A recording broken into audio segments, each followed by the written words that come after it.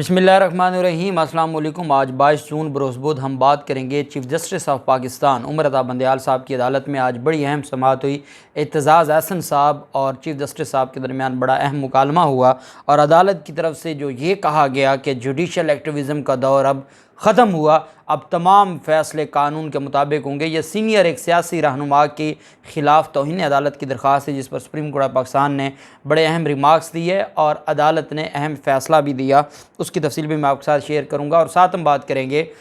जो पाकिस्तान तहरीक इंसाफ की तरफ से पिटीशन दायर की जा रही है, जो कि कल दायर होगी और आज वो पिटीशन के जो कंटेंट्स हैं वो सामने आ गए हैं। उसकी तफसील भी मैं आपके साथ शेयर करूँगा। पहले मैं आपको ये बताता चलूँ कि फवाद चौधरी की तरफ से आज इस बात की तस्दीक कर दी गई है कि ख्वाजा हारिस को ही अपॉइंट किया गया है पाकिस्तान तहरीक इंसाफ की तरफ से और वो बतौर वकील पाकिस्तान तहरीक इंसाफ वो इस केस में पेश होंगे।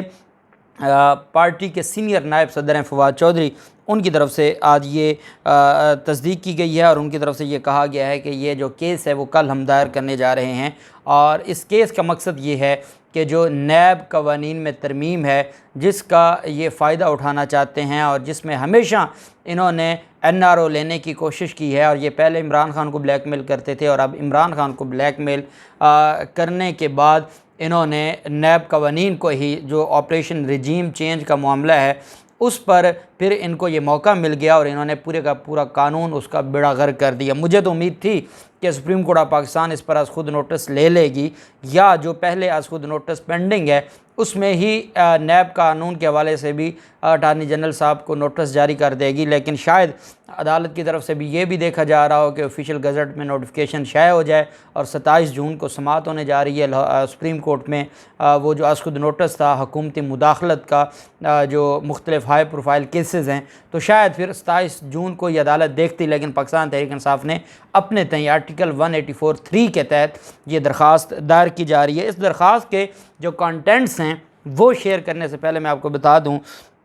कि इख्तलाफ क्या हुआ है ख्वाजा हारिस साहब का मुस्लिम लीग नून के साथ और क्यों पिछले 2 से 3 साल से ख्वाजा हारिस मुस्लिम लीग नून और शरीफ ख़ानदान से अलग हो गए हैं। इनका एक बड़ा पुराना जो एक तल्लक था और उसमें ख्वाजा हारिस के जो वालिद थे वो सीनियर एडवोकेट थे, वो भी नवाज़ शरीफ के वकील रहे हैं और नवाज़ शरीफ के ख़िलाफ़ जो 2000 में केस था, उस केस में भी जो त्यारा हाईजैकिंग केस था 2000, उसमें जो ख्वाजा सुल्तान थे वो वकील थे नवाज़ शरीफ के और उस वक्त भी ख्वाजा हारिस साहब भी वकालत करते थे और ख्वाजा हारिस साहब उनकी मुआवनत कर रहे थे अपने वालिद की।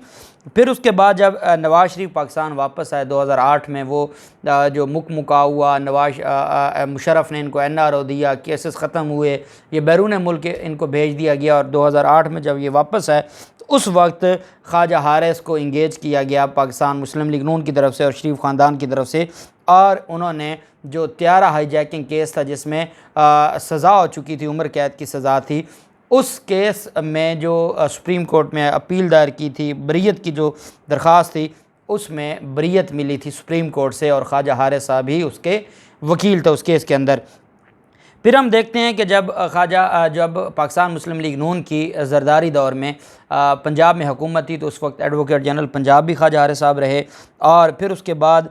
जो सिग्नल फ्री कॉरिडोर प्रोजेक्ट था, ऑरेंज लाइन ट्रेन प्रोजेक्ट्स थे, इनमें भी ख्वाजा हारिस मुस्लिम लीग नून के वकील रहे हैं। और जो पनामा गेट्स हेयरिंग थी उसमें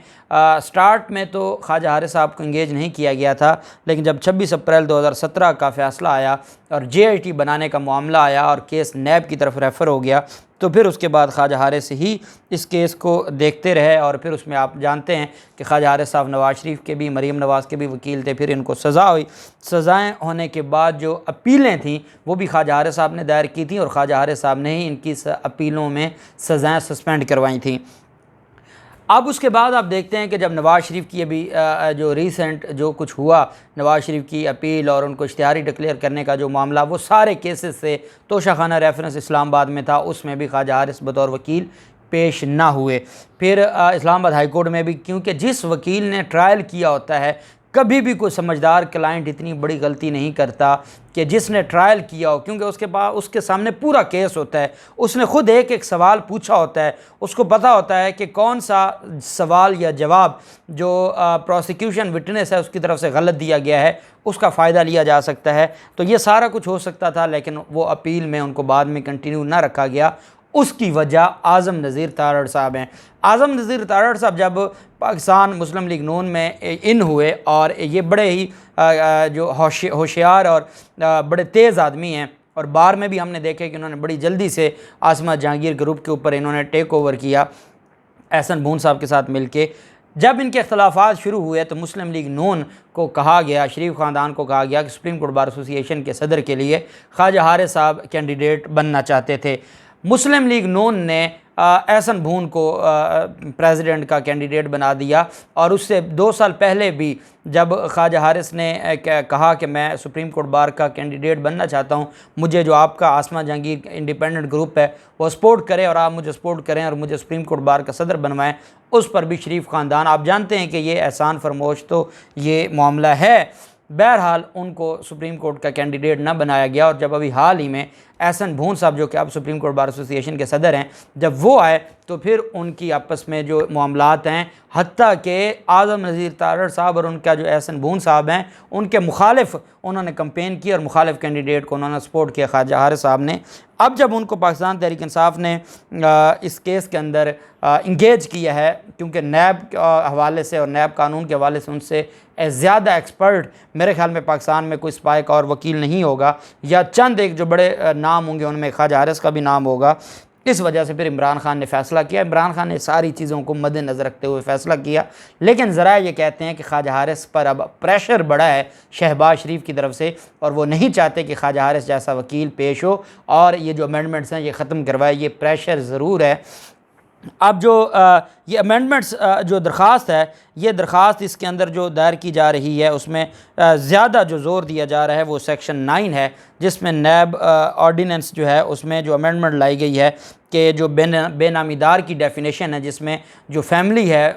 बच्चों को और जो वाइफ है उनको निकाल दिया गया है कि अगर उनके नाम पर प्रॉपर्टी होगी तो वो बेनामीदार नहीं होगा। एक तो उसके ऊपर कंसंट्रेट किया जा रहा है, और दूसरा ये है कि जो इन्वेस्टिगेशन एजेंसीज़ को रोक दिया गया है कि वो bank balance of an account holder on the date of initiation of inquiry, कि जब से इंक्वायरी शुरू हुई है तब से वो उनके बैंक बैलेंस को देखें, उनके अकाउंट्स की छानबीन करें, इससे भी रोक दिया गया है। ये 2 अहम चीज़ें ऐसी हैं कि जिसको हर हाल में, और फिर तीसरा जो इस पिटीशन के अंदर सदर से इसको हटा के वजारत दाखिला के अंडर लगा दिया गया है, इस पर भी सवाल उठाए गए हैं इस पिटीशन के अंदर। ये पिटीशन कल दायर होगी, और मैं समझता हूँ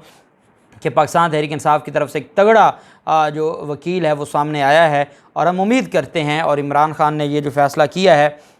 वो हिकमत पर मबनी है, और उन्होंने सारी चीज़ों को देखा है। और आप जानते हैं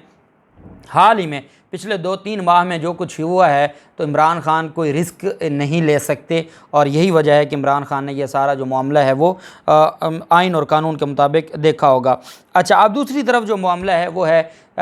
जो सुप्रीम कोर्ट के चीफ जस्टिस हैं उमर बंदयाल साहब, उनकी तरफ से आज अहम केस की समाअत हुई। ये एक पुराना केस है और एतजाज़ अहसन साहब इसमें वकील हैं, और ये जो केस है employees old age benefit institution में खिलाफ ज़ाब्ता भर्तियों और मेगा करप्शन केस की समाअत थी। ये नैब ने केस दायर किया था। चीफ जस्टिस साहब ने कहा कि सुप्रीम कोर्ट ने जनवरी 2011 में EOBI में भर्तियां रोकने का हुक्म दिया था, जिसके बाद सितंबर 2011 से मई 2012 के दरमियान EOBI में खिलाफ ज़ाब्ता भर्तियां की गईं, और इसमें खुर्शीद शाह और यूसुफ रज़ा गिलानी का बहुत बड़ा हाथ था। सुप्रीम कोर्ट के हुक्म के बाद जिन अफराद ने भर्तियों पर असरअंदाज होने की कोशिश की, उनका नाम नैब रिपोर्ट में मौजूद है, और खुर्शीद शाह भी EOBI में गैर कानूनी भर्तियों पर असरअंदाज होने वाले अफराद में शामिल हैं, क्योंकि जनवरी 2011 में सुप्रीम कोर्ट का फ़ैसला था कि आप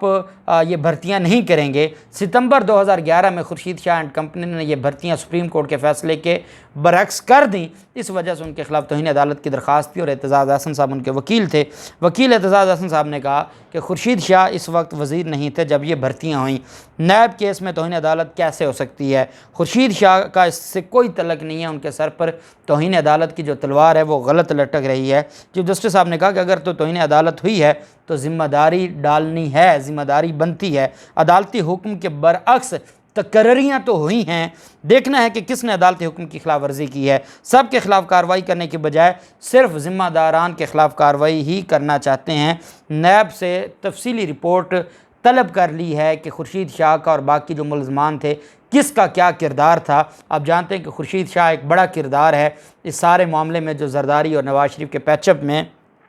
चीफ जस्टिस साहब ने रिमार्क्स दिए कि नैब को तफसीलात जमा करवाने का आखिरी मौका दे रहे हैं। ये केस इस दौर का है जब एक्टिविज़म अपने अरूज पर थी। जो जुडिशल एक्टिविज़म से मुराद कि हर मामले में अदालत का घुस जाना, ये जुडिशल एक्टिविज़म था। और आप जानते हैं इफ्तिखार चौधरी का जो दौर था उसकी तरफ इशारा किया है और कहा है कि उस वक्त ये अरूज पर थी, अब वो दौर नहीं रहा, अब फैसले कानून के मुताबिक होंगे। सुप्रीम कोर्ट ने नैब से तौहीन अदालत करने वाले मुलज़मान और ट्रायल की तफसीलात तलब करते हुए समाअत को मुलतवी किया। सुप्रीम कोर्ट ऑफ पाकिस्तान के चीफ जस्टिस उमर बंदयाल साहब ने कहा कि अब जो मेरी अदालत है यहाँ सिर्फ आइन और कानून के मुताबिक फ़ैसला होगा। फ़ैसले से कोई नाराज़ होता है या खुश होता है, ये फ़ैसला कानून के मुताबिक होगा। और अदालत ने कहा कि चाहे कोई बहुत बड़ी हुकूमती शख्सियत क्यों ना हो, अगर उसने आइन की खिलाफ वर्जी की, अगर उसने कानून तोड़ा, अगर उसने अदालती फ़ैसले की तौहीन की खिलाफ वर्जी की, तो मैं किसी को नहीं छोड़ूंगा। लेकिन खामखा हम किसी मामले में भी नहीं पड़ेंगे, ताकि जो जुडिशल एक्टिविज़म का एक धब्बा है हमारी अदालतों पर और सुप्रीम कोर्ट पर लग चुका है, हमने उसको भी साफ़ करना है। सुप्रीम कोर्ट ने एतजाज़ अहसन साहब से कहा कि हम देखेंगे, अगर तो खुर्शीद शाह का उसमें किरदार नहीं होगा तो हम उनके खिलाफ़ कार्रवाई नहीं करेंगे, अगर उनका किरदार होगा तो वो नाअहल भी होंगे और उनके खिलाफ मज़ीद जो कार्रवाई है वो भी करेंगे, क्योंकि क्लियर कट ऑर्डर की वायलेशन की गई है सुप्रीम कोर्ट के ऑर्डर की, और हम इससे पीछे नहीं हटेंगे। जो फ़ैसला हो चुका उस पर ये रिव्यू फाइल कर सकते थे, इन्होंने नहीं किया और इन्होंने अपनी जो है वो बदमाशी की है और उस फैसले के बरक्स जाके ये सारा कुछ किया है। इस वजह से इस मामले पर हम माफ़ी नहीं देंगे। अब देखते हैं कि सुप्रीम कोर्ट ऑफ पाकिस्तान जो ये फरमा रही है कि ये जुडिशल एक्टिविज़म का दौर नहीं, ये कानून का दौर है और कानून के मुताबिक फ़ैसले होंगे। अब जब पाकिस्तान तहरीक इंसाफ की दरख्वास्त आती है, कानून किस तरफ जाता है, जो भी तफसीलात होंगी आपके साथ शेयर करते रहेंगे। अल्लाह पाक पाकिस्तान का हामी नासिर हो। बहुत शुक्रिया। अल्लाह हाफिज़। पाकिस्तान जिंदाबाद।